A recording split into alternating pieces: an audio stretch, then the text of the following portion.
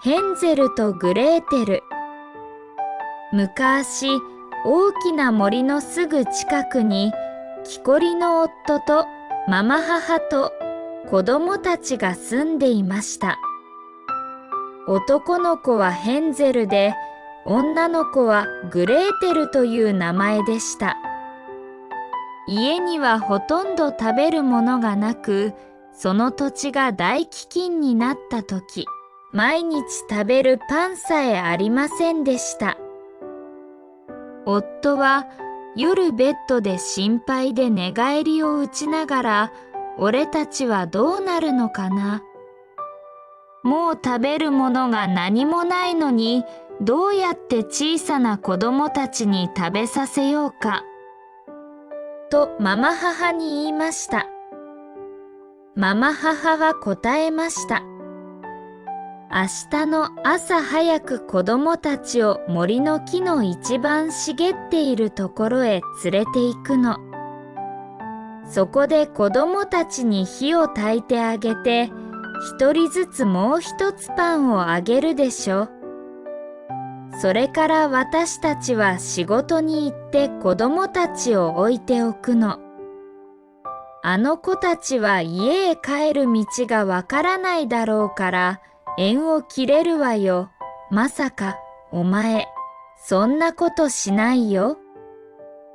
子供たちを森に置いてくるなんて我慢ならない。獣がすぐ来て子供たちを引き裂いてしまうだろうよ。あら、バカね。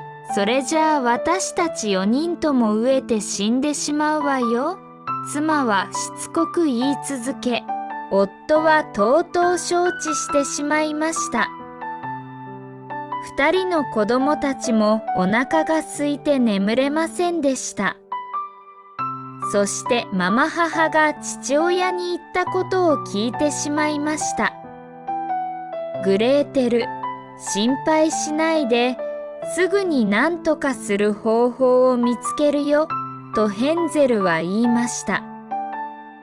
それで親たちが眠ってしまうと、ヘンゼルは起き上がり、服を着て、こっそり外へ出ました。月が明るく輝き、家の前にある白い小石がキラキラ輝いていました。ヘンゼルはかがんで入れられるだけ多くの小石を上着のポケットに詰めました。それから戻ってグレーテルに、心配しないで、安心して眠っていて。神様は僕たちを見捨てないよ、と言いました。夜が明け、太陽が昇ってしまう前に、ママ母はやってきて、さあ起きるんだよ。焚き木を集めにみんなで森へ行くんだよ、と言って、2人の子供たちを起こしました。それぞれに小さなパンを渡し、夕食にも何かあるけど、その前に食べてしまうんじゃないよ。他に何ももらえないんだからね、と言いました。ヘンゼルはポケットに小石を入れていたので、グレーテルがエプロンの下にパンを入れました。それからみんなで森へ行く道を出発しました。少し歩いたとき、ヘンゼルは立ち止まって振り返り、それを何度も繰り返しました。ポケットから道に白い小石を一つずつずっと捨てていたのでした。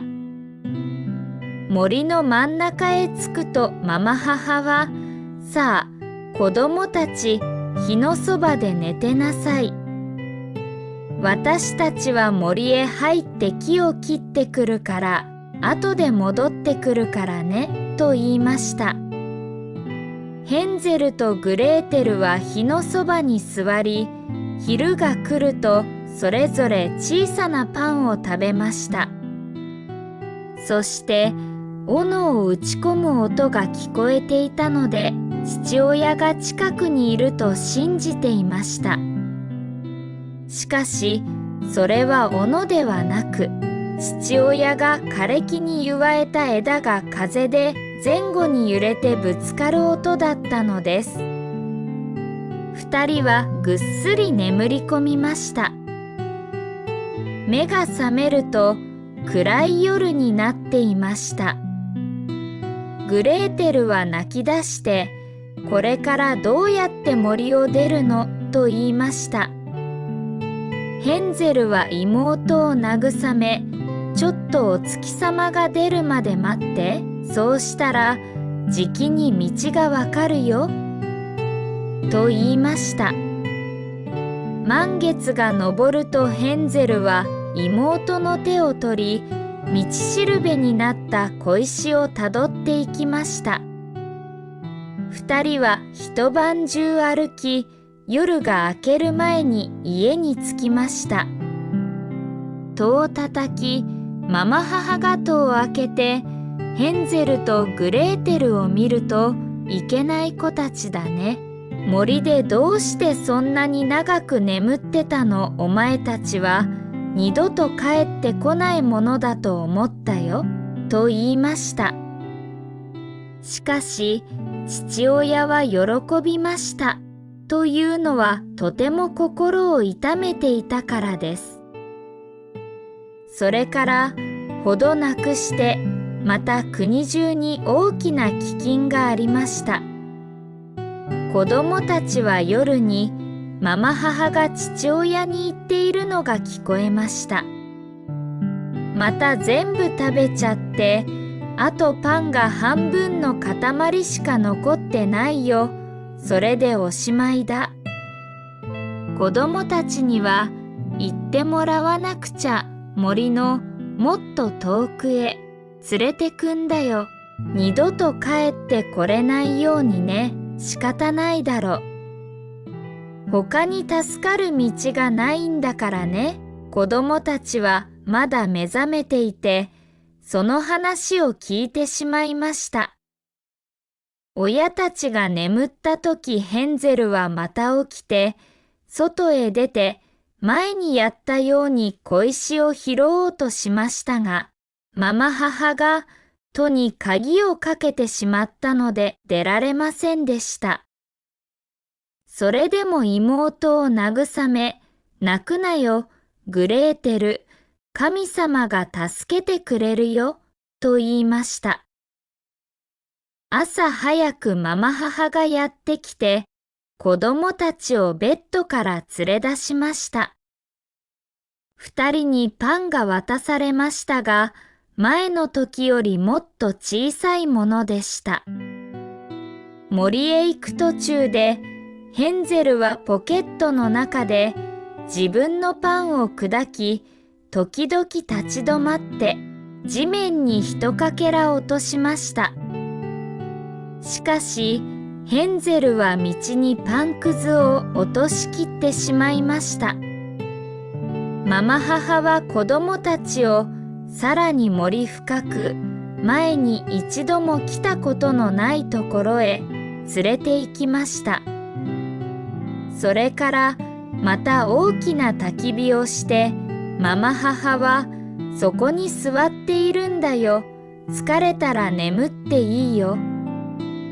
私たちは森へ焚き木を切りに行って、夕方に終わったら戻ってくるからね、と言いました。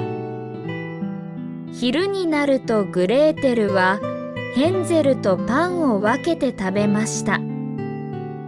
それから二人は眠って目覚めた時は暗い夜になっていました。ヘンゼルは妹を慰め、グレーテル、お月様が出るまで待つんだ。そうしたら僕がまいておいたパンくずが見えるからね。それをたどったらまた家へ帰れるよ、と言いました。月が出た時、二人は出発しましたが、パンくずは見つかりませんでした。というのは、森や野原で飛び回っている何千もの小鳥たちがみんなついばんでしまったからです。ヘンゼルはグレーテルにすぐ道が見つかるさ。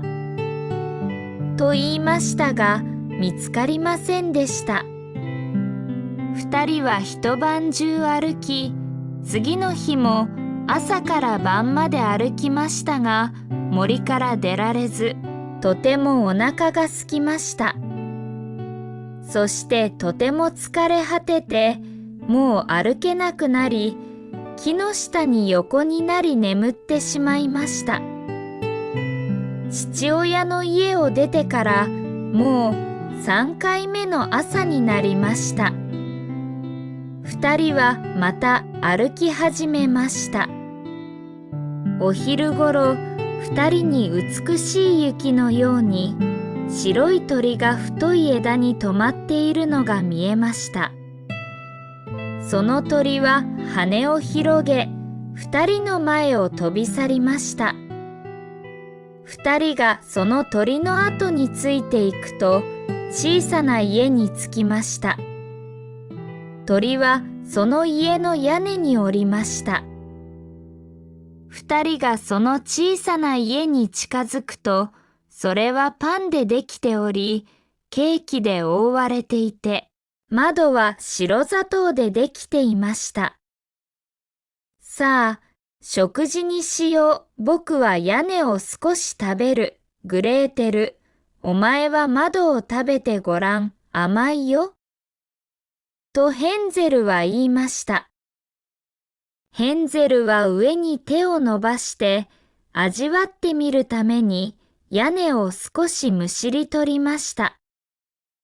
グレーテルはかがんで窓ガラスをかじりました。すると優しい声が居間から聞こえてきました。ガリガリ、ボリボリ、私の小さい家をかじってるのは誰かな。子供たちは答えました。風、風、天の風、そして構わずに食べ続けました。ヘンゼルは屋根の味が気に入ったので、大きな塊をむしり取って、グレーテルは窓枠一つ分を取り外し、座って楽しく食べました。突然戸が開き、おばあさんが松葉杖をついてゆっくり出てきました。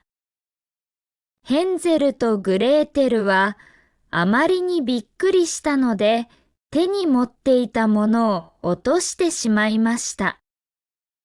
しかし、おばあさんは頭をこっくりとうなずいて、まあ、子供たち、どうしてここに来たんだい？さあ、お入り、私のところにおいで、怖いことは何もないよ、と言って、二人の手を取り、家に中に案内しました。それから、おいしい食べ物、ミルクと砂糖をかけたパンケーキ、リンゴやくるみが置かれました。その後で、二つのかわいい小さなベッドが、きれいな白いシーツで覆われ、ヘンゼルとグレーテルはそこに寝て、天国にいる気分でした。しかし、おばあさんは親切なふりをしていただけでした。本当は性悪な魔女で、子供たちを待ち構えていて、パンの小さな家を建てて誘っていたのです。子供が魔女の手に落ちると殺し、煮て食べていました。それが魔女のごちそうでした。魔女というのは赤い目をしており、遠くは見えませんが、獣のように匂いを鋭く嗅ぎ、人間が近づくとわかるのです。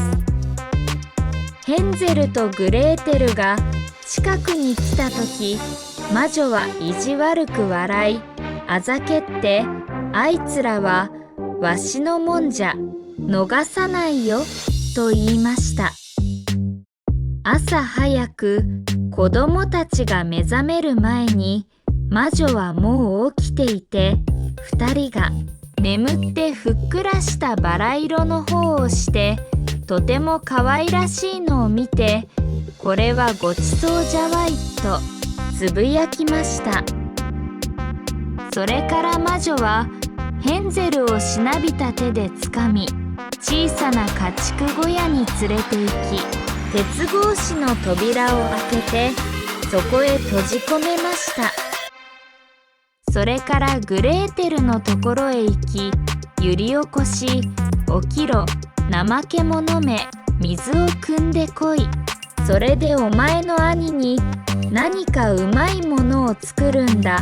外の家畜小屋にいて太らすんだからね。太ったら食べるんだと叫びました。毎朝魔女は小さな家畜小屋に行って、ヘンゼル、太ったか見るから指を伸ばしな、と叫びました。しかし、ヘンゼルは魔女に小さな骨を差し出し、かすんだ目をしたばあさんには見えないので、それがヘンゼルの指だと思い込みました。4週間が過ぎても、ヘンゼルはまだ細いままなので、魔女は短気を起こし、もう待つのをやめました。じゃあ、グレーテル、と魔女は叫びました。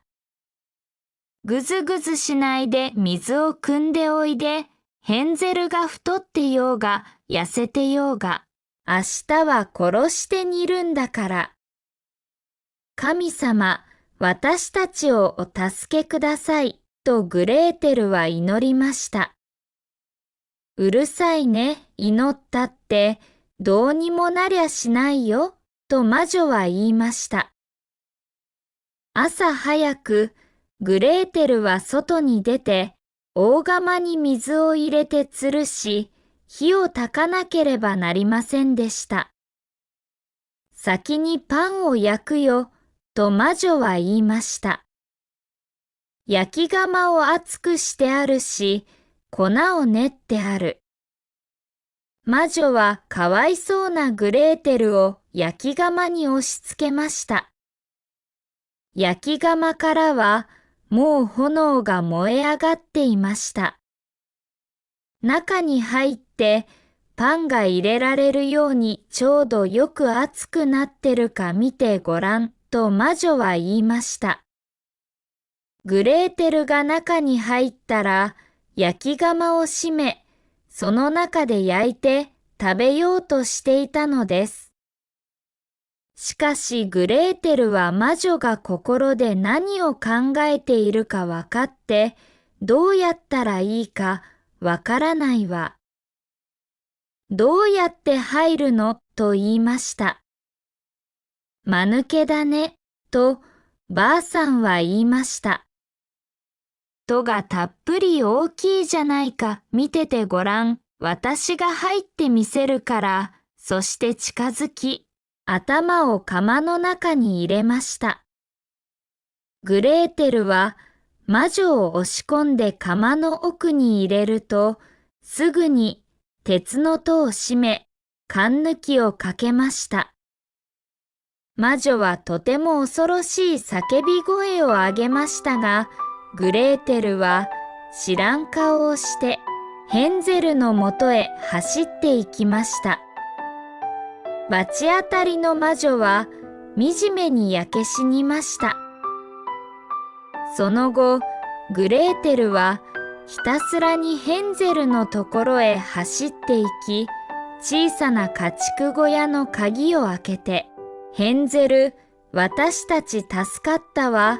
年取った魔女は死んだの、と叫びました。それでヘンゼルは、戸が開けられた時のかごから出た鳥のように飛び上がりました。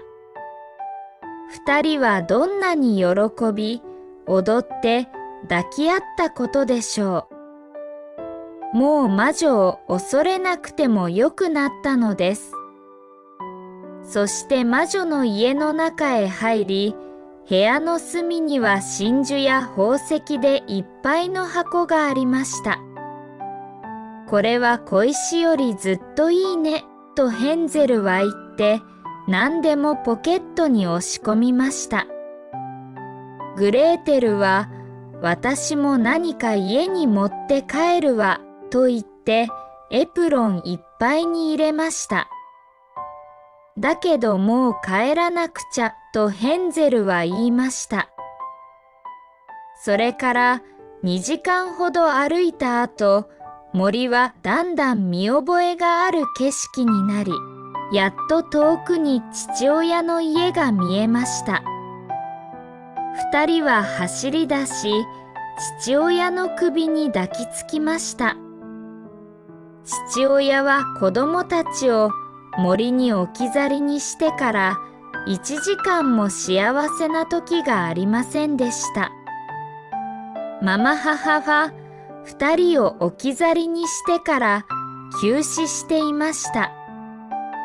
グレーテルはエプロンを広げると真珠や宝石が部屋に転がり、ヘンゼルはそれに加えてポケットから次々と宝石を出しました。親杯ごとはみんなおしまいになり、みんなで一緒に楽しく暮らしました。おしまい。長靴を履いた猫。昔、貧しい粉引きの父親がいました。粉引きには3人の息子がおりました。やがて父親が亡くなり、息子たちには粉引き場とロバと猫が残りました。息子たちはそれを3人で分けました。長男は粉引き場をもらい、次男はロバをもらいました。そして末っ子がもらったのは猫でした。末っ子は文句を言いました。兄さんたちはもらったもので稼いで食べていけるけど、僕は猫を食べたら、あとは飢え死にするしかないや。すると猫は末っ子に言いました。私はそんなにつまらない分け前じゃありませんよ。ご主人、私に袋を一つと長靴を一足あつらえてください。猫は長靴を履き、袋を首に下げて森に出かけていきました。そしてうさぎが好きな野毛しを摘んで袋に入れると草の上に置きました。猫がそばで寝たふりをしていると案の定うさぎが一匹袋の中に潜り込んで野毛しを食べ始めました。猫は素早く袋の口を閉めました。猫は捕まえたうさぎを持って王様のお城に行きました。王様の前に出ると猫はうやうやしくお辞儀をして言いました。王様、このうさぎは私の主人であるカラバ公爵からの贈り物です。王様は私が喜んでいるとお前のご主人に伝えておくれと言いました。数日経ったある日、猫は袋を下げて麦畑に行きました。そして袋の中に麦の粒を入れておきました。猫が寝たふりをしているとヤマウズラが2羽袋に潜り込みました。猫は素早く袋の口を閉めました。そしてヤマウズラを持って王様のお城に行きました。王様、このヤマウズラはカラバ公爵からの贈り物です。王様は私が大変喜んでいると伝えておくれと言いました。こうして猫は狩りの獲物をカラバ公爵からだと言って何度も王様に届けました。また王様にはこの世で一番美しいお姫様がいました。ある日、王様がお姫様を連れて川のほとりを散歩することになりました。これを知った猫は末っ子に言いました。川に行ってこれから私が教えてあげる場所で水浴びをしてください。いいことがありますよ。末っ子は猫が教えてくれた場所に行って水浴びをしました。その川岸を王様とお姫様が馬車で通りかかりました。猫は大声で叫びました。助けて。カラバ公爵が水に溺れた王様は叫んでいるのがあの猫だとわかると急いでお付きの者にカラバ公爵をお助けしろと命じました。猫は王様の馬車に駆け寄っておまけに泥棒がやってきてカラバ公爵の服を盗んでいきましたと言いました。王様はすぐに自分の一番上等の服をお付きの者に取って着させました。末っ子は川から引き上げられて立派な服を着ると大層立派になりました。王様もお姫様もカラバ公爵を大変気に入りました。そして王様は一緒に馬車に乗って散歩に行こうと誘いました。こうしてカラバ公爵は王様の馬車に乗って進んでいきました。猫は馬車の先を走っていきました。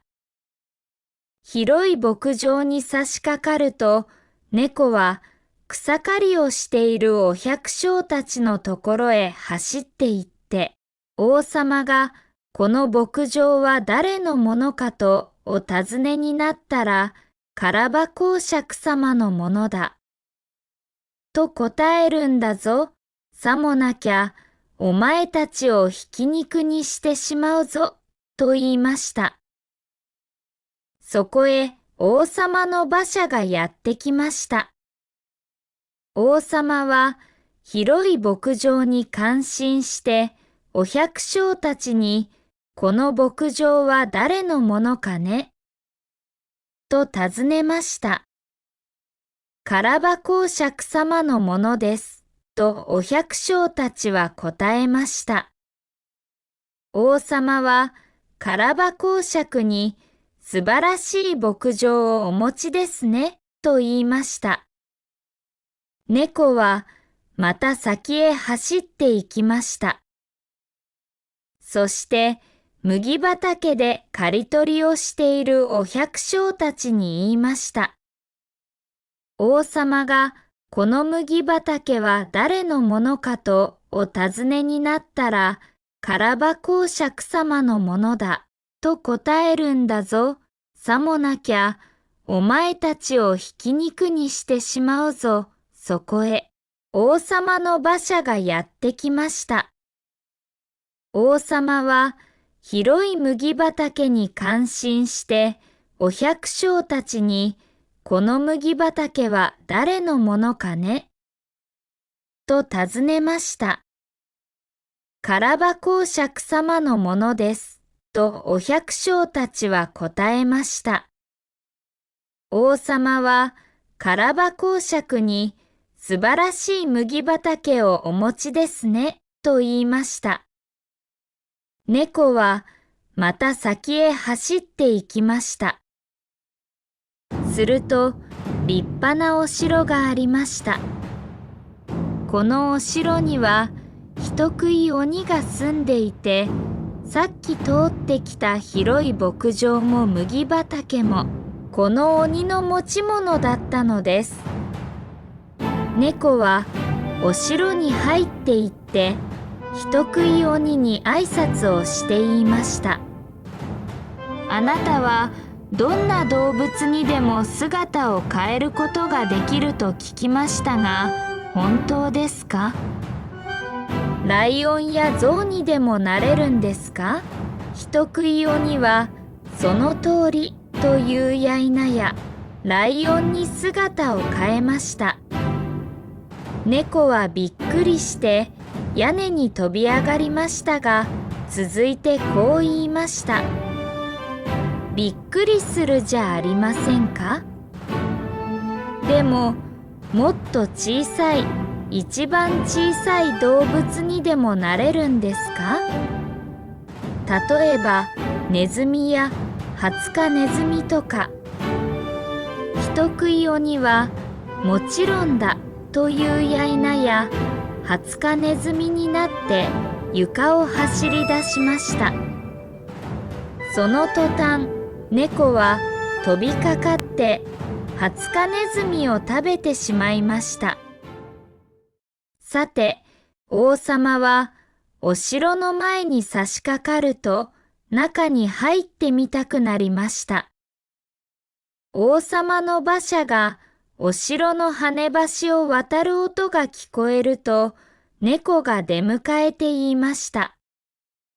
カラバ公爵の城にようこそいらっしゃいました。王様はカラバ公爵に、なんとこの素晴らしいお城はあなたのものなんですかと叫びました。カラバ公爵はお姫様の手を取り、王様と共に美しい大広間に入っていきました。そこには豪華なごちそうが並んでいました。楽しい宴会が始まりました。王様はカラバ公爵に言いました。あなたさえよければ私の娘と結婚してくれませんか？カラバ公爵は深くお辞儀をして、王様のありがたい申し出をお受けしますと言いました。その日のうちに結婚式が行われました。猫は大臣となり、気晴らしの時以外はハツカネズミを追いかけたりはしなかったとさ。おしまい。ブレーメンの音楽隊。昔、あるところに一人の男がロバを飼っていました。このロバは疲れ知らずで、何年も麦の袋を風車小屋まで運びました。しかし、だんだんと年を取るごとに力がなくなってきて、仕事が難しくなってきました。主人は餌をやらないのが一番いいと考え始めました。ロバは風当たりが悪いと分かって、ブレーメンへ出発することにしました。そこで、中の音楽家になるぞ、とロバは考えました。しばらく歩くと、猟犬が道で寝ていて、疲れるまで走ったようにはあはああえいでいるのに気がつきました。犬くん、どうしてそんなにあえいでいるんだいとロバは尋ねました。ああ、僕は年寄りで毎日体力が弱くなってきて、もう猟ができないんだよ。主人は僕を殺そうとしたんだ。だから逃げてきたのさ。だけど、どうやって食っていったらいいんだろう。と猟犬は答えました。いいことを教えようか、とロバは言いました。僕はブレーメンへ行って、そこで蝶の音楽家になるんだ。僕と一緒に行って君も音楽家の仕事をしないか。僕はリュートを弾く。君はティンパニを叩くんだ。猟犬は賛成しました。それで2匹で進んでいきました。しばらく歩くと、今度は猫に出会いました。猫は3日続きの雨のような顔をして道に座っていました。これこれ、猫くん、浮かない顔してるね。どうしたんだいとロバは尋ねました。首が危ないというのに楽しい人がいるかいと猫は答えました。夜年波で歯はすり減って平たくなってるし、暖炉のそばに座って糸を紡いでいる方が好きなんだ。ネズミを追い回すよりもね。うちのおかみさんは私を溺れさそうとしたんだ。だから逃げてきたんだ。だけど、今はいい考えが浮かばなくてね。どうしたらいいんだろう。一緒にブレーメンへ行こう。君は野草曲がわかるじゃないか。町の音楽家になれるよ。猫はそれがいいと思い、一緒に行くことにしました。その後、3匹の逃亡者たちは農家の庭に来ました。そこでは、オンドリが柵の上に止まって、声の限り泣いていました。糞の鳴き声は、どこまでもどこまでも染み通るね。どうしたのとロバは言いました。天気が良くなるって予報しているんだよ。マリア様が幼子キリストの小さなシャツを洗って乾かそうとなさる日だからね、とオンドリは言いました。だけど、日曜にはお客が来ることになっているものだから、うちの奥さんは無慈悲にも、明日スープに入れて僕を食べるつもりだとコックに言ったんだよ。それで今晩、僕は頭を切られるんだ。だから、まだできる間に、灰を最大限に使って泣いているのさ。ああ、だけど鶏くん、とロバは言いました。僕たちと一緒に来た方がいいよ。僕たちはブレーメンへ行くんだ。どこへ行ったって、死ぬよりましなことを見つけられるよ。君は良い声をしてる。僕たちが一緒に音楽をやれば、きっと素晴らしくなるよ。オンドリはこの計画に賛同しました。こうして4匹は一緒に進んでいきました。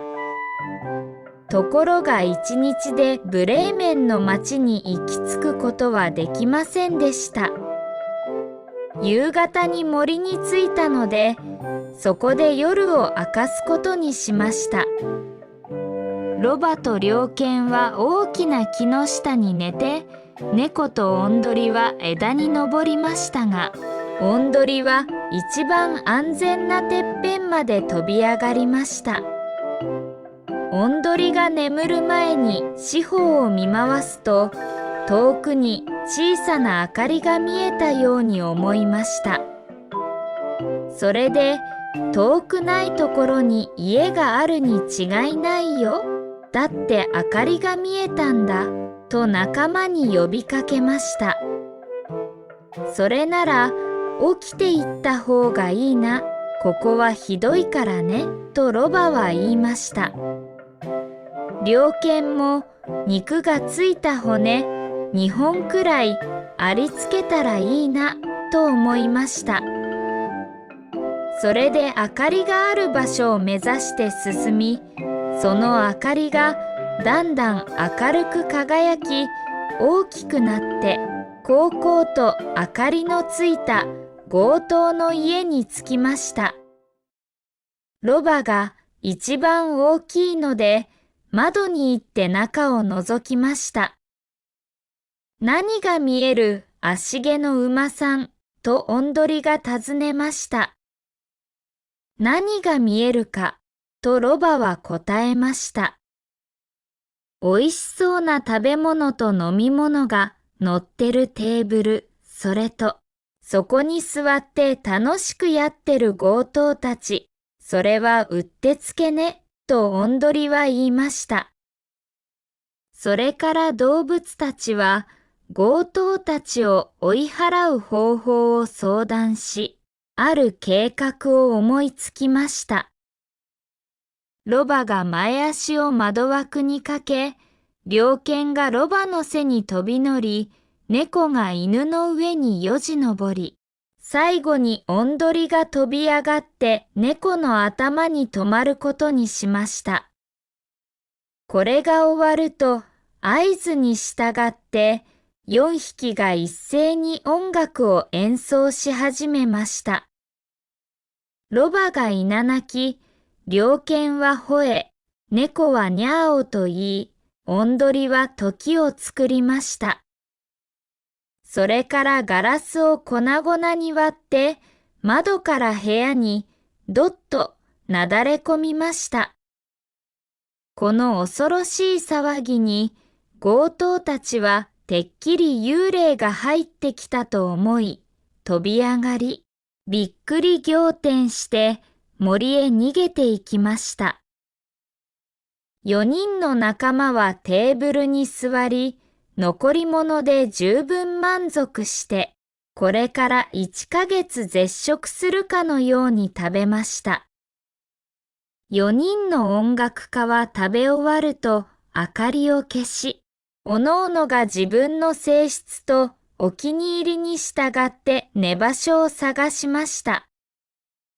ロバは庭の藁の上に、猟犬はドアの後ろに、猫は暖炉の暖かい灰の近くに寝て、おんどりは屋根の梁の上に止まりました。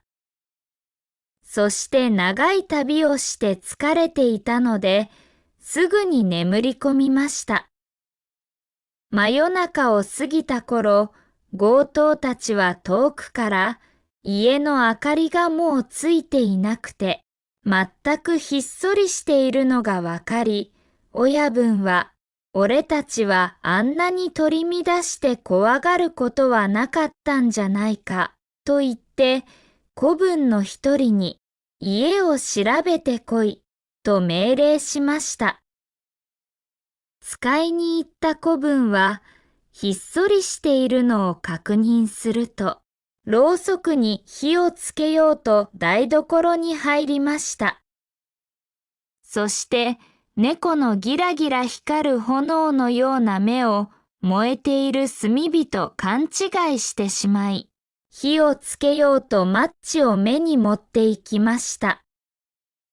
猫はびっくりして子分の顔に飛びかかり、ふーっとうなったり、ひっかいたりしました。子分はとても驚いて裏口に走りました。しかし、そこに寝ていた犬が飛びかかって足を噛みました。そして、子分が中庭を横切り、藁のそばを走っていくと、ロバが後ろ足で猛烈な蹴りを入れました。おんどりも物音で目が覚め、針からコケコッコーと叫びました。それで強盗はできるだけ早く親分のところに走っていき、あの家には恐ろしい魔女がいますよ。俺にふーっと息を吹きかけ、長い鍵爪で俺の顔をひっかきやがった。それでドアのそばにナイフを持った男が言いやした。そいつが俺の足を刺したんです。中庭には黒い怪物もいましたよ。そいつは俺を棍棒で殴りやがったんで、屋根には裁判官がいて、悪者をここに連れてこい。と怒鳴っていました。だから、俺は逃げてきましたよ。と言いました。この後、強盗たちは二度と家に入ろうとしませんでした。しかし4人のブレーメンの音楽家たちは、ここがとても気に入ったので、もう出て行きたいとは思いませんでした。おしまい。赤ずきん。昔、かわいい小さな女の子がいました。誰でもその子を見るとかわいがりましたが、特におばあさんが一番でした。おばあさんは子供にあげないものは何もないほどのかわいがりようでした。ある時、おばあさんは赤いビロードの頭巾をあげました。その頭巾は子供にとてもよく似合ったので、子供は他のものをかぶろうとしなくなり、それでいつも赤ずきんちゃんと呼ばれていました。ある日、お母さんが赤ずきんに言いました。おいで、赤ずきん、ここにケーキが一つとワインが一本あるわ。おばあさんのところへ持って行ってちょうだい。おばあさんは病気で弱っているの。これを食べると体にいいのよ。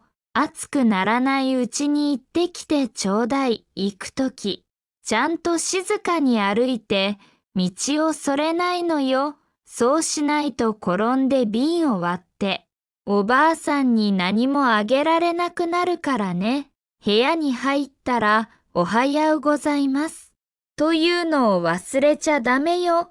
ご挨拶の前にあちこち覗き込んだりしないでね。よく気をつけるわ。と赤ずきんはお母さんに言いました。おばあさんは村から 1.5 キロ離れた森に住んでいました。赤ずきんが森に入ったちょうどその時、狼に会いました。赤ずきんは狼が悪い獣だと知らなくて、全く怖がりませんでした。狼は言いました。こんにちは、赤ずきんちゃん、ご親切にありがとう、狼さん、こんなに早くどこへ行くんだい。赤ずきんちゃん、おばあさんのところよ。エプロンには何が入ってるの？ケーキとワインよ。病気でかわいそうなおばあさんにおいしいものを食べてもらって丈夫になってもらうのよ。赤ずきんちゃん、おばあさんはどこに住んでいるの？残り700メートル行ったところ。おばあさんのお家は3本の大きなカシの木の下にあるの。ハシバミの木がすぐ下にあるから、きっとわかるわ、と赤ずきんは答えました。狼は、なんて柔らかそうで若いんだ、なんておいしそうに太ってるんだろう。ばあさんよりうまそうだ、俺はうまくやって両方捕まえなくちゃならん。と心の中で考えました。狼はしばらく赤ずきんのそばを歩いて、そして言いました。赤ずきんちゃん、見てごらん、この辺りの花はなんてきれいなんだろうね。周りを見回してごらん。小鳥たちもとてもきれいにさえずっているのに、君は聞いてないみたいじゃないか。君は学校へ行くみたいにまほめ腐って歩いているよ。森の中は何でも楽しいのに。赤ずきんは顔を上げました。太陽の光が木々の間からあちこちに降り注いでいました。きれいな花が一面に生えているのを見ると赤ずきんはおばあさんに摘んだばかりの花束を持っていけば、それも喜んでくれるわ。まだ早いから大丈夫ね。と考えました。すると赤ずきんは花を探しに道から森の中へ入っていきました。一本摘むと、もっと向こうにもっときれいな花があるように見えて、その後を追いかけ、だんだん森の奥へ入っていきました。その間に狼はまっすぐおばあさんの家へ走っていき、戸を叩きました。そこにいるのは誰？赤ずきんよ。と狼は答えました。ケーキとワインを持ってきてるの。戸を開けて、鍵はかけていないから、戸を開けて入っておいで。狼は一言も話さないで、まっすぐおばあさんのベッドに行くと、おばあさんを食べてしまいました。それから狼は、おばあさんの服を着て、帽子をかぶり、ベッドに寝てカーテンを引きました。その頃、赤ずきんは花を摘んで走り回っていました。たくさん集めて、もう持てなくなると、おばあさんのことを思い出し、道を進みました。赤ずきんは家の戸が開いたままになっているのに驚き、部屋に入るととても変な気分になったので、なんだか今日はとても不安な気持ちだわ。いつもだとおばあさんといるのが好きなのにと思いました。おはようございますと言いましたが、返事がありませんでした。それで赤ずきんはベッドまで行き、カーテンを開けました。そこに顔まで深々と帽子をかぶったおばあさんがいて、とても奇妙に見えました。まあ、おばあさん、とても耳が大きいわ、と赤ずきんは言いました。お前の声がよく聞こえるようにだよ、と言いました。だけど、おばあさん、とても目が大きいわ、と赤ずきんは言いました。お前がよく見えるようにだよ。だけど、おばあさん、とても手が大きいわ。お前をよく抱けるようにだよ。だけど、おばあさん、恐ろしく大きな口をお前をよく食えるようにだよ。狼はこう言うか言わないうちに、ひととびでベッドから出ると赤ずきんを飲み込んでしまいました。狼は食べ終わると、またベッドに寝て眠り込み、とても大きないびきをかき始めました。漁師がちょうど家を通りがかり、おばあさんは何といういびきをかいているんだ。大丈夫かちょっと見てみなくては、と思いました。それで漁師は部屋に入り、ベッドに来てみると狼が寝ているのが見えました。お前をここで見つけるとは、この罰当たりめ、と漁師は言いました。お前をずいぶん探したぞ。そして、狼を狙って撃とうとしました。しかし、狼はおばあさんを飲み込んだかもしれない。ひょっとしてまだ助かるかもしれないな、という気がしてきました。それで撃つのをやめ、ハサミを持ってきて、眠っている狼の腹を切り開き始めました。すると、小さな女の子が飛び出てきました。続いて、おばあさんも生きて出てきました。そして赤ずきんは急いで大きな石を取ってきて、狼のお腹に詰めました。狼は目が覚めると逃げようとしましたが、石が重すぎて、すぐに体が崩れ折れて死んでしまいました。命が助かったことに感謝して、3人は喜びました。おしまい。ヘンゼルとグレーテル。昔、大きな森のすぐ近くに、木こりの夫とママ母と子供たちが住んでいました。男の子はヘンゼルで、女の子はグレーテルという名前でした。家にはほとんど食べるものがなく、その土地が大飢饉になった時、毎日食べるパンさえありませんでした。夫は夜ベッドで心配で寝返りを打ちながら、俺たちはどうなるのかな。もう食べるものが何もないのに、どうやって小さな子供たちに食べさせようか。とママ母に言いました。ママ母は答えました。明日の朝早く子供たちを森の木の一番茂っているところへ連れて行くの。そこで子供たちに火を焚いてあげて、一人ずつもう一つパンをあげるでしょ。それから私たちは仕事に行って子供たちを置いておくの。あの子たちは家へ帰る道がわからないだろうから、縁を切れるわよ。まさか、お前、そんなことしないよ。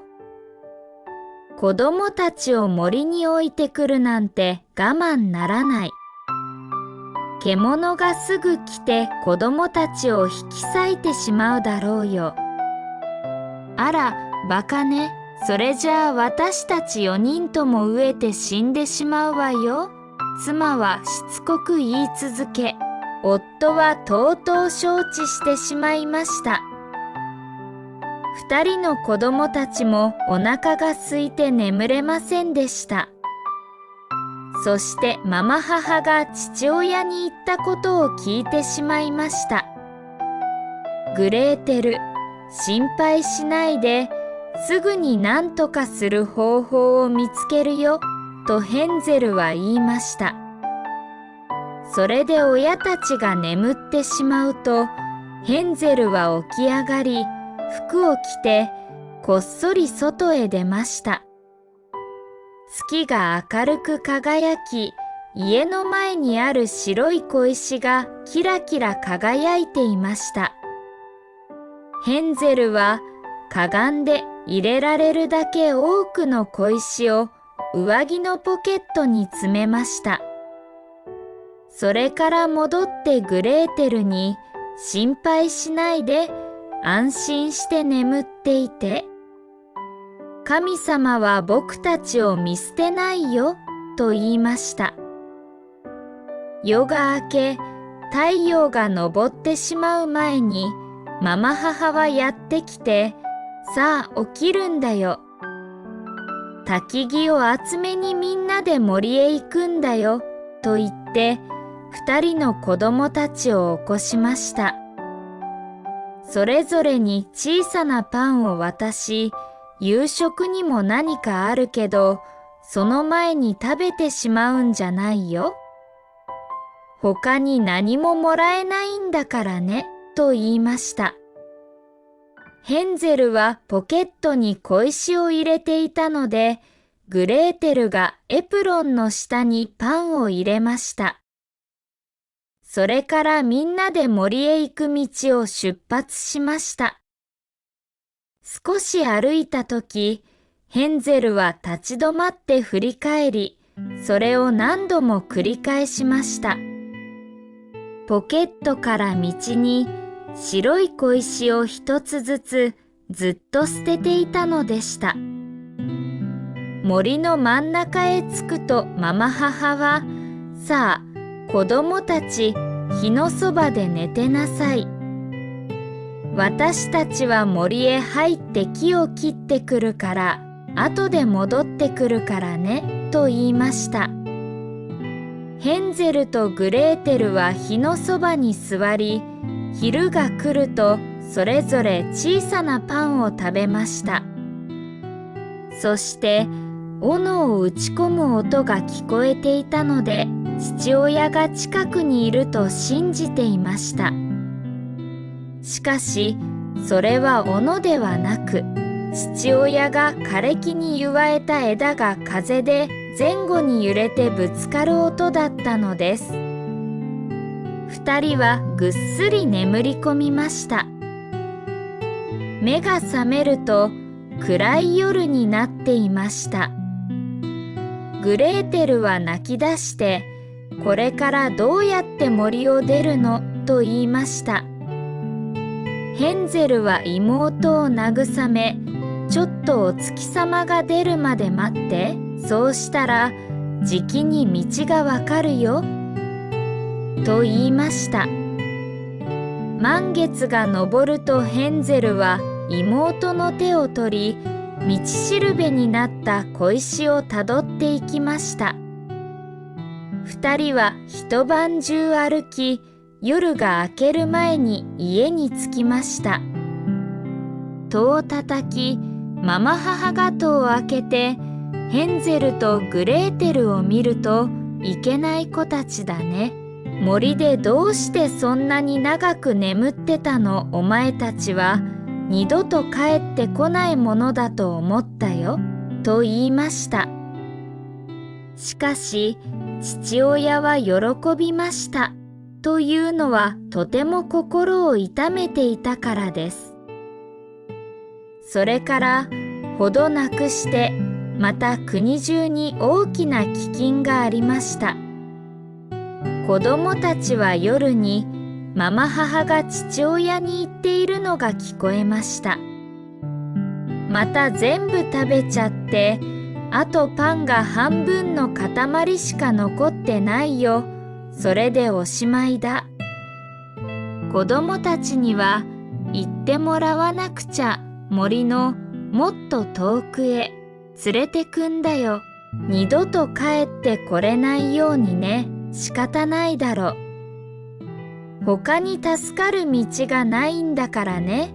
子供たちはまだ目覚めていて、その話を聞いてしまいました。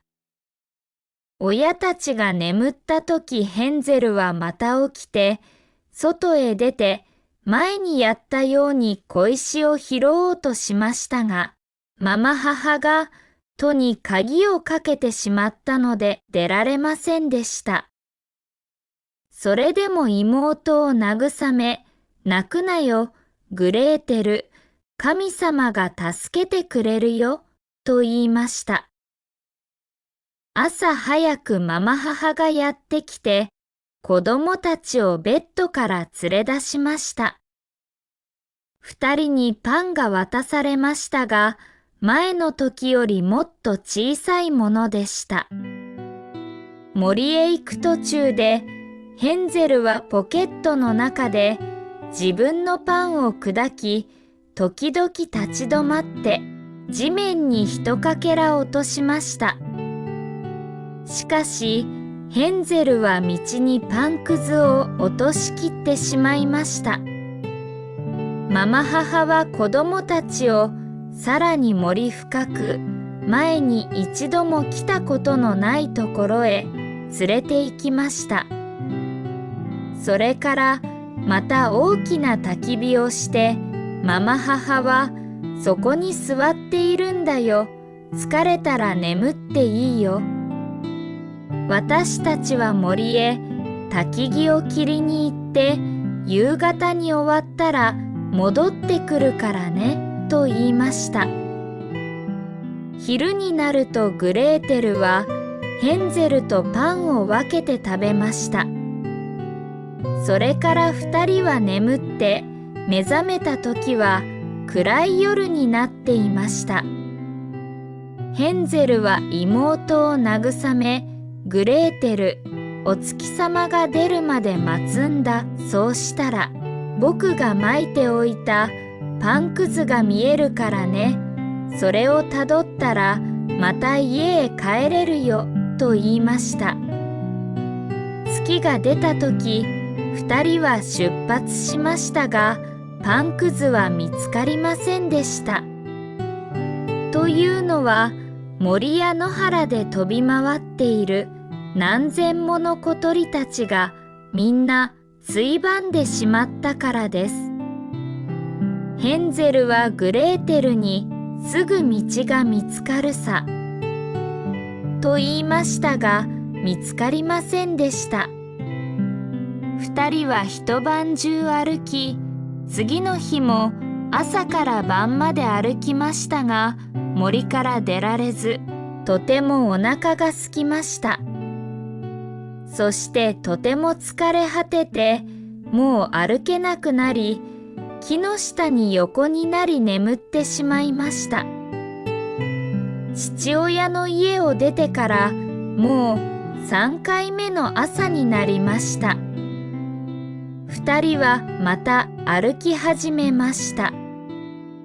お昼ごろ、2人に美しい雪のように白い鳥が太い枝に止まっているのが見えました。その鳥は羽を広げ、2人の前を飛び去りました。2人がその鳥の後についていくと、小さな家に着きました。鳥はその家の屋根におりました。2人がその小さな家に近づくと、それはパンでできており、ケーキで覆われていて、窓は白砂糖でできていました。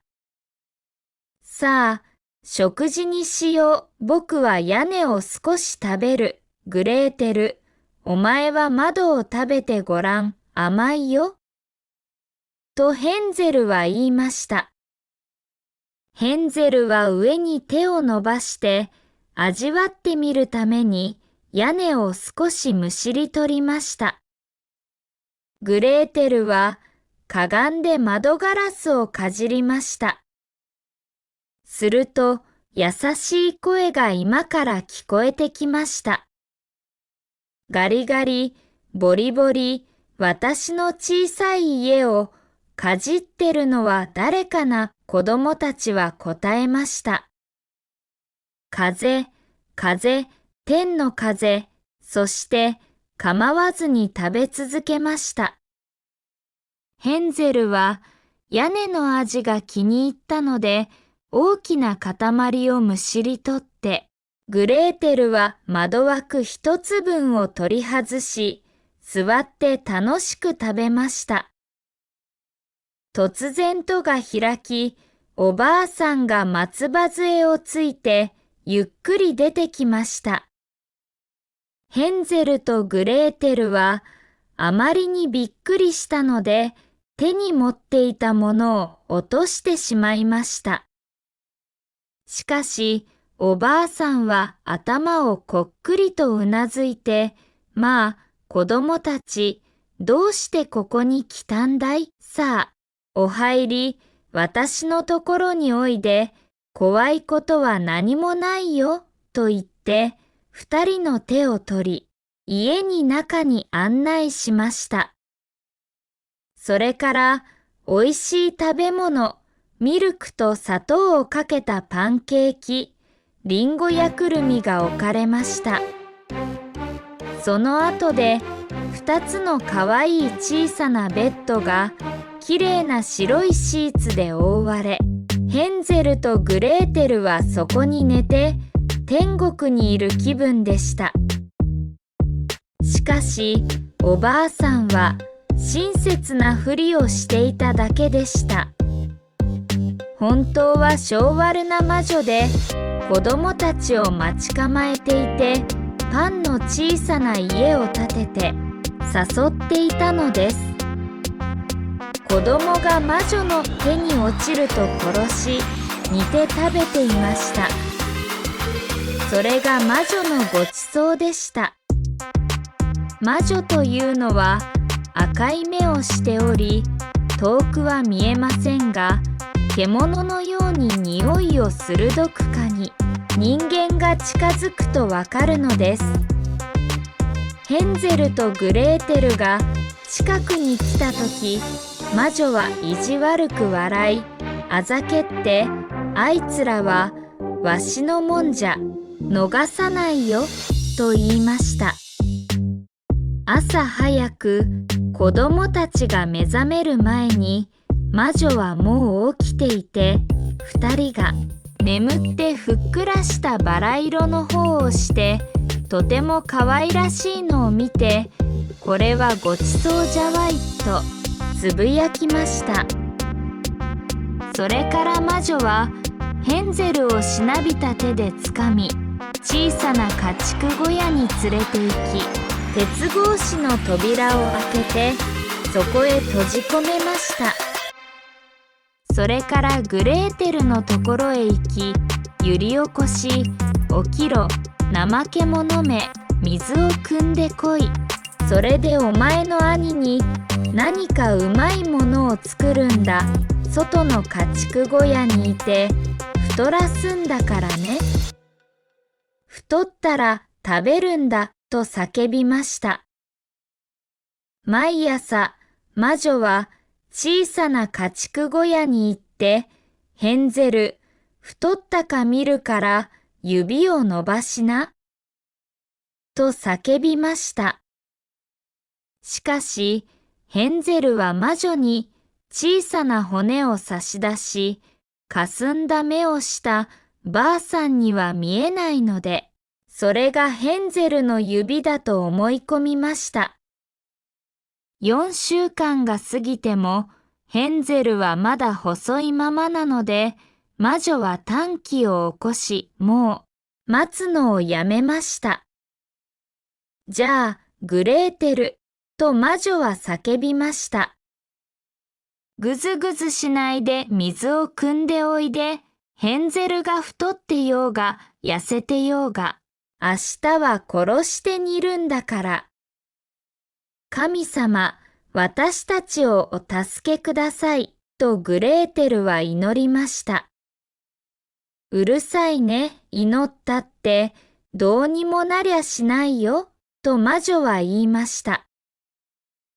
朝早く、グレーテルは外に出て、大釜に水を入れて吊るし、火を焚かなければなりませんでした。先にパンを焼くよ、と魔女は言いました。焼き釜を熱くしてあるし、粉を練ってある。魔女はかわいそうなグレーテルを焼き釜に押し付けました。焼き釜からはもう炎が燃え上がっていました。中に入ってパンが入れられるようにちょうどよく熱くなってるか見てごらんと魔女は言いました。グレーテルが中に入ったら焼き釜を閉め、その中で焼いて食べようとしていたのです。しかしグレーテルは魔女が心で何を考えているかわかって、どうやったらいいかわからないわ。どうやって入るのと言いました。間抜けだね、とばあさんは言いました。戸がたっぷり大きいじゃないか、見ててごらん。私が入ってみせるから、そして近づき、頭を釜の中に入れました。グレーテルは魔女を押し込んで釜の奥に入れると、すぐに鉄の戸を閉め、缶抜きをかけました。魔女はとても恐ろしい叫び声を上げましたが、グレーテルは知らん顔をしてヘンゼルのもとへ走っていきました。罰当たりの魔女は惨めに焼け死にました。その後、グレーテルはひたすらにヘンゼルのところへ走っていき、小さな家畜小屋の鍵を開けて、ヘンゼル、私たち助かったわ。年取った魔女は死んだの。と叫びました。それでヘンゼルは戸が開けられた時のかごから出た鳥のように飛び上がりました。二人はどんなに喜び、踊って抱き合ったことでしょう。もう魔女を恐れなくてもよくなったのです。そして魔女の家の中へ入り、部屋の隅には真珠や宝石でいっぱいの箱がありました。これは小石よりずっといいね、とヘンゼルは言って、何でもポケットに押し込みました。グレーテルは、私も何か家に持って帰るわ、と言って、エプロンいっぱいに入れました。だけどもう帰らなくちゃ、とヘンゼルは言いました。それから2時間ほど歩いた後、森はだんだん見覚えがある景色になり、やっと遠くに父親の家が見えました。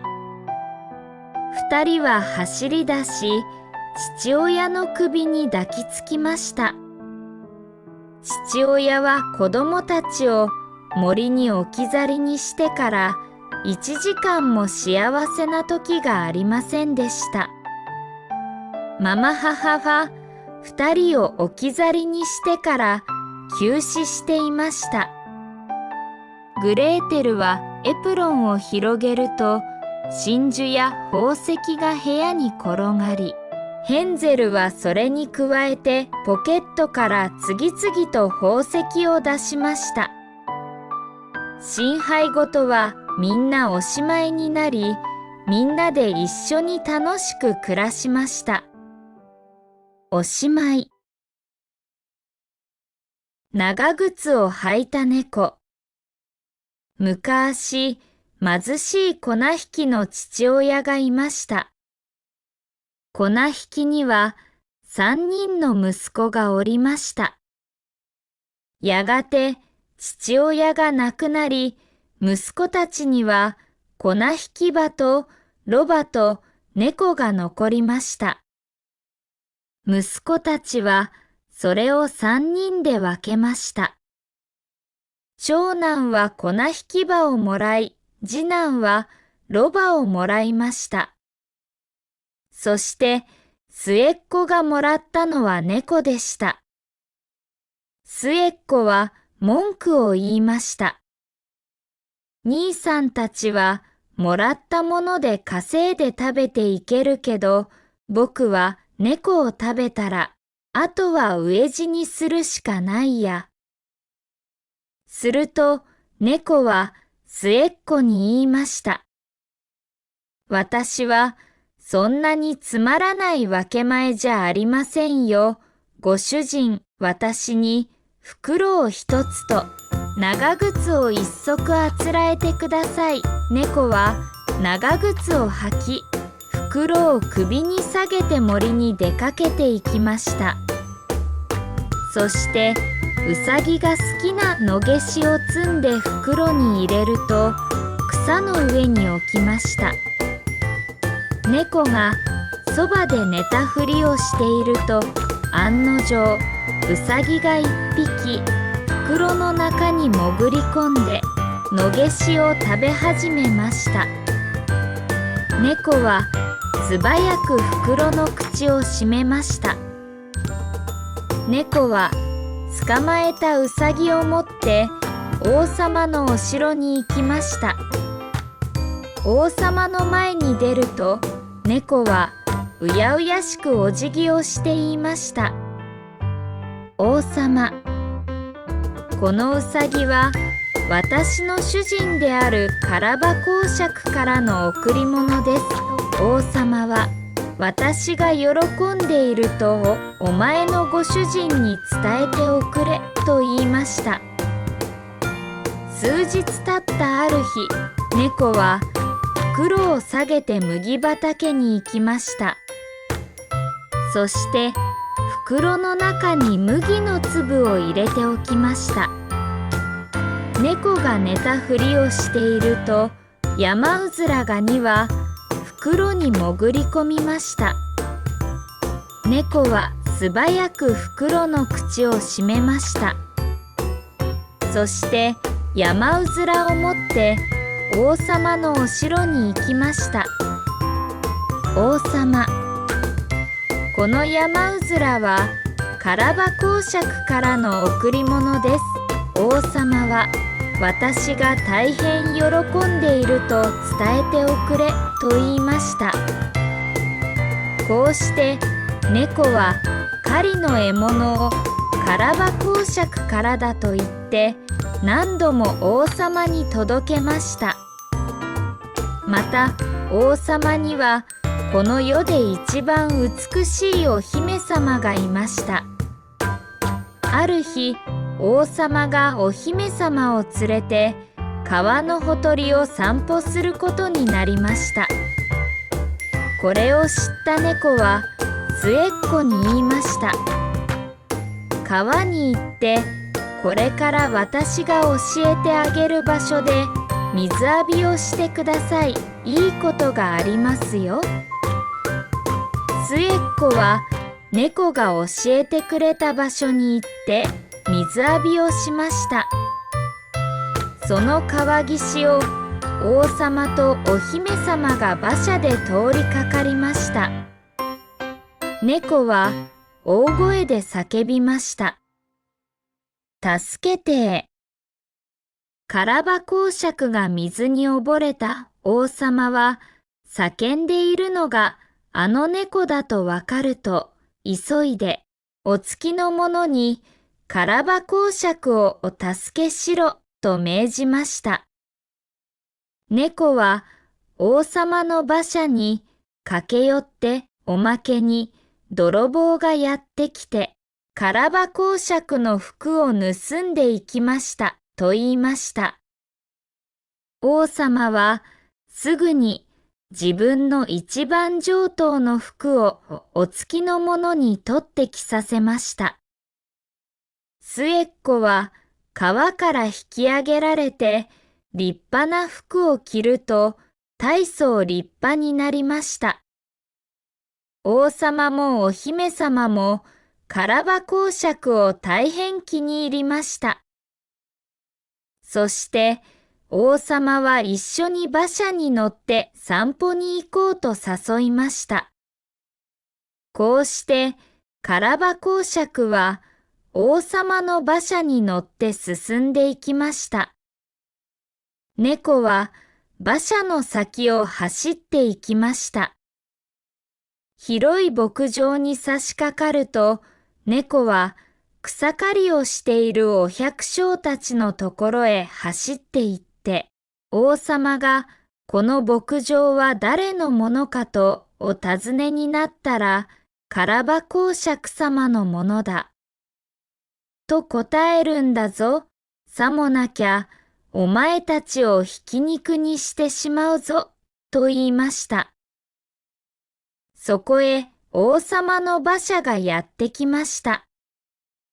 王様は広い牧場に感心して、お百姓たちに、この牧場は誰のものかねと尋ねました。カラバ公爵様のものです。とお百姓たちは答えました。王様はカラバ公爵に、素晴らしい牧場をお持ちですね、と言いました。猫はまた先へ走って行きました。そして麦畑で刈り取りをしているお百姓たちに言いました。王様がこの麦畑は誰のものかとお尋ねになったら、カラバ公爵様のものだ。と答えるんだぞ。さもなきゃ、お前たちをひき肉にしてしまうぞ。そこへ、王様の馬車がやってきました。王様は、広い麦畑に感心して、お百姓たちに、この麦畑は誰のものかねと尋ねました。カラバ公爵様のものです。とお百姓たちは答えました。王様はカラバ公爵に素晴らしい麦畑をお持ちですね、と言いました。猫はまた先へ走って行きました。すると立派なお城がありました。このお城には人食い鬼が住んでいて、さっき通ってきた広い牧場も麦畑もこの鬼の持ち物だったのです。猫はお城に入っていって人食い鬼に挨拶をして言いました。あなたはどんな動物にでも姿を変えることができると聞きましたが、本当ですか？ライオンやゾウにでもなれるんですか？人食い鬼はその通りというやいなや、ライオンに姿を変えました。猫はびっくりして屋根に飛び上がりましたが、続いてこう言いました。びっくりするじゃありませんか？でももっと小さい、一番小さい動物にでもなれるんですか？例えばネズミやハツカネズミとか。人食い鬼はもちろんだというやいなや、ハツカネズミになって床を走り出しました。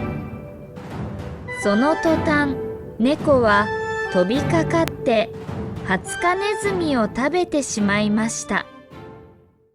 さて、王様はお城の前に差し掛かると中に入ってみたくなりました。王様の馬車がお城の跳ね橋を渡る音が聞こえると、猫が出迎えて言いました。カラバ公爵の城にようこそいらっしゃいました。王様はカラバ公爵に、なんとこの素晴らしいお城はあなたのものなんですか？と叫びました。カラバ公爵はお姫様の手を取り、王様と共に美しい大広間に入っていきました。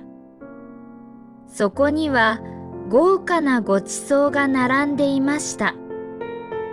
楽しい宴会が始まりました。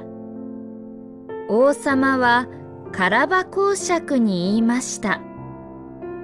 あなたさえよければ私の娘と結婚してくれませんか？カラバ公爵は深くお辞儀をして、王様のありがたい申し出をお受けしますと言いました。その日のうちに結婚式が行われました。猫は大臣となり、気晴らしの時以外はハツカネズミを追いかけたりはしなかったとさ。おしまい。ブレーメンの音楽隊。昔、あるところに一人の男がロバを飼っていました。このロバは疲れ知らずで、何年も麦の袋を風車小屋まで運びました。しかし、だんだんと年を取るごとに力がなくなってきて、仕事が難しくなってきました。主人は餌をやらないのが一番いいと考え始めました。ロバは風当たりが悪いと分かって、ブレーメンへ出発することにしました。そこで中の音楽家になるぞとロバは考えました。しばらく歩くと猟犬が道で寝ていて、疲れるまで走ったようにはあはああえいでいるのに気がつきました。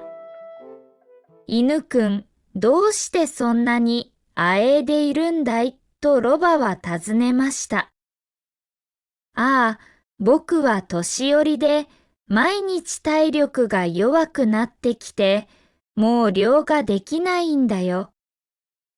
主人は僕を殺そうとしたんだ。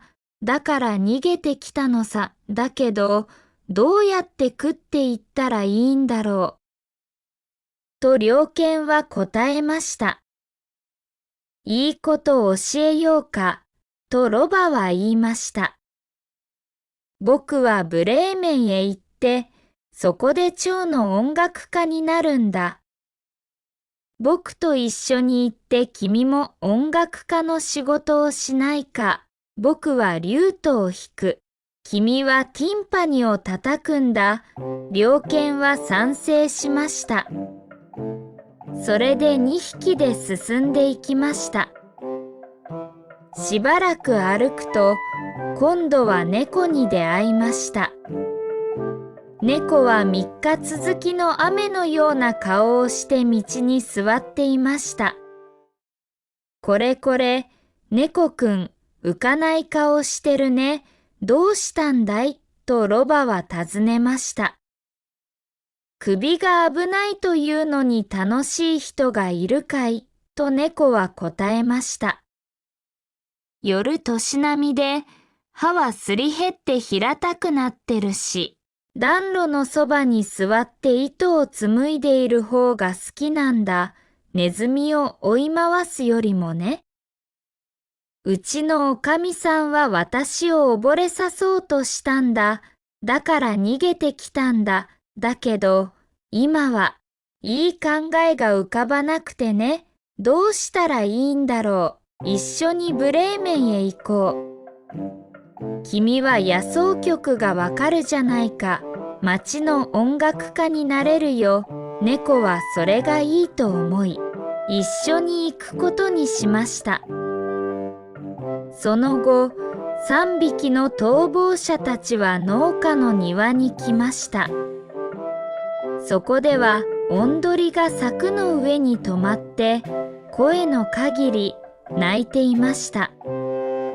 糞の鳴き声は、どこまでもどこまでも染み通るね。どうしたのとロバは言いました。天気が良くなるって予報しているんだよ。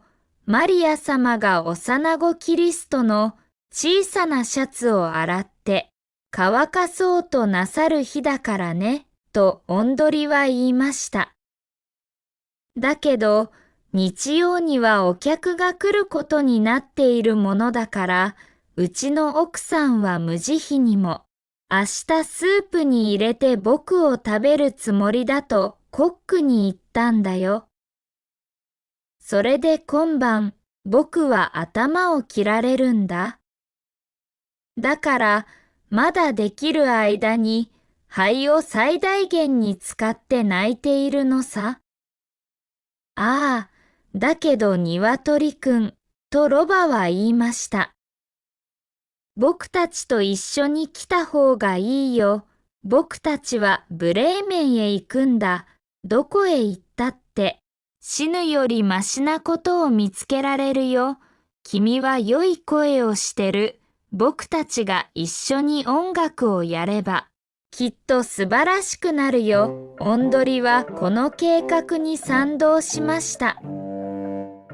こうして4匹は一緒に進んでいきました。ところが1日でブレーメンの町に行き着くことはできませんでした。夕方に森に着いたので、そこで夜を明かすことにしました。ロバと猟犬は大きな木の下に寝て、猫とオンドリは枝に登りましたが、オンドリは一番安全なてっぺんまで飛び上がりました。オンドリが眠る前に四方を見回すと、遠くに小さな明かりが見えたように思いました。それで、遠くないところに家があるに違いないよ。だって明かりが見えたんだ。と仲間に呼びかけました。それなら、起きていった方がいいな。ここはひどいからね。とロバは言いました。猟犬も肉がついた骨、2本くらいありつけたらいいなと思いました。それで明かりがある場所を目指して進み、その明かりがだんだん明るく輝き、大きくなって、こうこうと明かりのついた強盗の家に着きました。ロバが一番大きいので、窓に行って中を覗きました。何が見える足毛の馬さんとおんどりが尋ねました。何が見えるかとロバは答えました。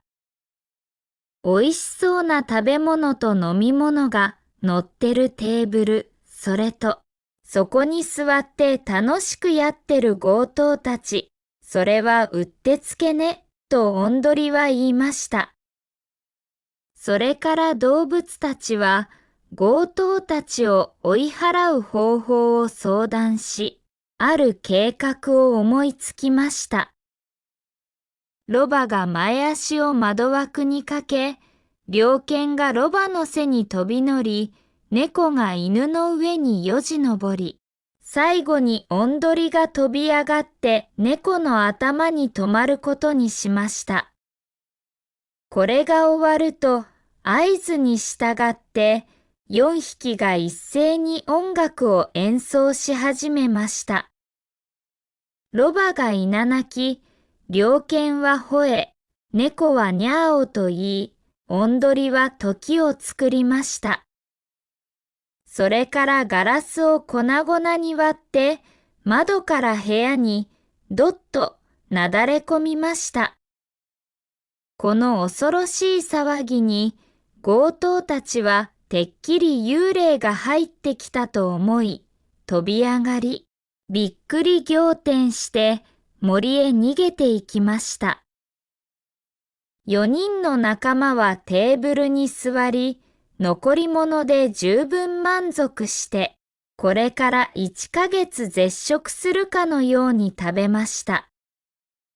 4人の音楽家は食べ終わると明かりを消し、おのおのが自分の性質とお気に入りに従って寝場所を探しました。ロバは庭の藁の上に、猟犬はドアの後ろに、猫は暖炉の暖かい灰の近くに寝て、おんどりは屋根の梁の上に止まりました。そして長い旅をして疲れていたので、すぐに眠り込みました。真夜中を過ぎた頃、強盗たちは遠くから家の明かりがもうついていなくて、全くひっそりしているのがわかり、親分は、俺たちはあんなに取り乱して怖がることはなかったんじゃないか、と言って、子分の一人に、家を調べてこい、と命令しました。使いに行った子分は、ひっそりしているのを確認すると、ろうそくに火をつけようと台所に入りました。そして猫のギラギラ光る炎のような目を燃えている炭火と勘違いしてしまい、火をつけようとマッチを目に持っていきました。猫はびっくりして子分の顔に飛びかかり、ふーっとうなったり、ひっかいたりしました。子分はとても驚いて裏口に走りました。しかし、そこに寝ていた犬が飛びかかって足を噛みました。そして、子分が中庭を横切り、藁のそばを走っていくと、ロバが後ろ足で猛烈な蹴りを入れました。おんどりも物音で目が覚め、針からコケコッコーと叫びました。それで強盗はできるだけ早く親分のところに走っていき、あの家には恐ろしい魔女がいますよ。俺にふーっと息を吹きかけ、長い鍵爪で俺の顔をひっかきやがった。それでドアのそばにナイフを持った男が言いやした。そいつが俺の足を刺したんです。中庭には黒い怪物もいましたよ。そいつは俺を棍棒で殴りやがったんで、屋根には裁判官がいて、悪者をここに連れてこい。と怒鳴っていました。だから、俺は逃げてきましたよ。と言いました。この後、強盗たちは二度と家に入ろうとしませんでした。しかし4人のブレーメンの音楽家たちは、ここがとても気に入ったので、もう出て行きたいとは思いませんでした。おしまい。赤ずきん。昔、かわいい小さな女の子がいました。誰でもその子を見るとかわいがりましたが、特におばあさんが一番でした。おばあさんは子供にあげないものは何もないほどのかわいがりようでした。ある時、おばあさんは赤いビロードの頭巾をあげました。その頭巾は子供にとてもよく似合ったので、子供は他のものをかぶろうとしなくなり、それでいつも赤ずきんちゃんと呼ばれていました。ある日、お母さんが赤ずきんに言いました。おいで、赤ずきん、ここにケーキが一つとワインが一本あるわ。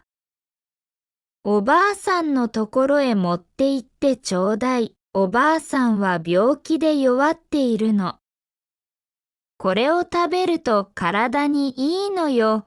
熱くならないうちに行ってきてちょうだい。行くとき、ちゃんと静かに歩いて、道をそれないのよ。そうしないと転んで瓶を割って、おばあさんに何もあげられなくなるからね。部屋に入ったら、おはようございます。というのを忘れちゃダメよ。ご挨拶の前にあちこち覗き込んだりしないでね。よく気をつけるわ。と赤ずきんはお母さんに言いました。おばあさんは村から 1.5 キロ離れた森に住んでいました。赤ずきんが森に入ったちょうどその時、狼に会いました。赤ずきんは狼が悪い獣だと知らなくて、全く怖がりませんでした。狼は言いました。こんにちは、赤ずきんちゃん。ご親切にありがとう。狼さん、こんなに早くどこへ行くんだい。赤ずきんちゃん、おばあさんのところよ。エプロンには何が入ってるの？ケーキとワインよ。病気でかわいそうなおばあさんにおいしいものを食べてもらって丈夫になってもらうのよ。赤ずきんちゃん、おばあさんはどこに住んでいるの？残り700メートル行ったところ。おばあさんのお家は3本の大きなカシの木の下にあるの。ハシバミの木がすぐ下にあるから、きっとわかるわ、と赤ずきんは答えました。狼は、なんて柔らかそうで若いんだ、なんておいしそうに太ってるんだろう。ばあさんよりうまそうだ、俺はうまくやって両方捕まえなくちゃならん。と心の中で考えました。狼はしばらく赤ずきんのそばを歩いて、そして言いました。赤ずきんちゃん、見てごらん、この辺りの花はなんてきれいなんだろうね。周りを見回してごらん。小鳥たちもとてもきれいにさえずっているのに、君は聞いてないみたいじゃないか。君は学校へ行くみたいにまほめ腐って歩いているよ。森の中は何でも楽しいのに。赤ずきんは顔を上げました。太陽の光が木々の間からあちこちに降り注いでいました。きれいな花が一面に生えているのを見ると、赤ずきんはおばあさんに摘んだばかりの花束を持っていけば、それも喜んでくれるわ。まだ早いから大丈夫ね、と考えました。すると赤ずきんは花を探しに道から森の中へ入っていきました。一本摘むと、もっと向こうにもっときれいな花があるように見えて、その後を追いかけ、だんだん森の奥へ入っていきました。その間に狼はまっすぐおばあさんの家へ走っていき、戸を叩きました。そこにいるのは誰？赤ずきんよ、と狼は答えました。ケーキとワインを持ってきてるの。戸を開けて、鍵はかけていないから、戸を開けて入っておいで。狼は一言も話さないで、まっすぐおばあさんのベッドに行くと、おばあさんを食べてしまいました。それから狼はおばあさんの服を着て帽子をかぶり、ベッドに寝てカーテンを引きました。その頃赤ずきんは花を摘んで走り回っていました。たくさん集めて、もう持てなくなるとおばあさんのことを思い出し、道を進みました。赤ずきんは家の戸が開いたままになっているのに驚き、部屋に入るととても変な気分になったので、なんだか今日はとても不安な気持ちだわ。いつもだとおばあさんといるのが好きなのに、と思いました。おはようございますと言いましたが、返事がありませんでした。それで赤ずきんはベッドまで行き、カーテンを開けました。そこに顔まで深々と帽子をかぶったおばあさんがいて、とても奇妙に見えました。まあ、おばあさん、とても耳が大きいわ、と赤ずきんは言いました。お前の声がよく聞こえるようにだよ、と言いました。だけど、おばあさん、とても目が大きいわ、と赤ずきんは言いました。お前がよく見えるようにだよ。だけど、おばあさん、とても手が大きいわ。お前をよく抱けるようにだよ。だけど、おばあさん、恐ろしく大きな口よ。お前をよく食えるようにだよ。狼はこう言うか言わないうちに、ひととびでベッドから出ると赤ずきんを飲み込んでしまいました。狼は食べ終わると、またベッドに寝て眠り込み、とても大きないびきをかき始めました。漁師がちょうど家を通りがかり、おばあさんは何といういびきをかいているんだ。大丈夫かちょっと見てみなくては、と思いました。それで漁師は部屋に入り、ベッドに来てみると狼が寝ているのが見えました。お前をここで見つけるとは、この罰当たりめ、と漁師は言いました。お前をずいぶん探したぞ。そして、狼を狙って撃とうとしました。しかし、狼はおばあさんを飲み込んだかもしれない。ひょっとしてまだ助かるかもしれないな、という気がしてきました。それで打つのをやめ、ハサミを持ってきて、眠っている狼の腹を切り開き始めました。すると、小さな女の子が飛び出てきました。続いて、おばあさんも生きて出てきました。そして、赤ずきんは急いで大きな石を取ってきて、狼のお腹に詰めました。狼は目が覚めると逃げようとしましたが、石が重すぎて、すぐに体が崩れ折れて死んでしまいました。命が助かったことに感謝して、3人は喜びました。おしまい。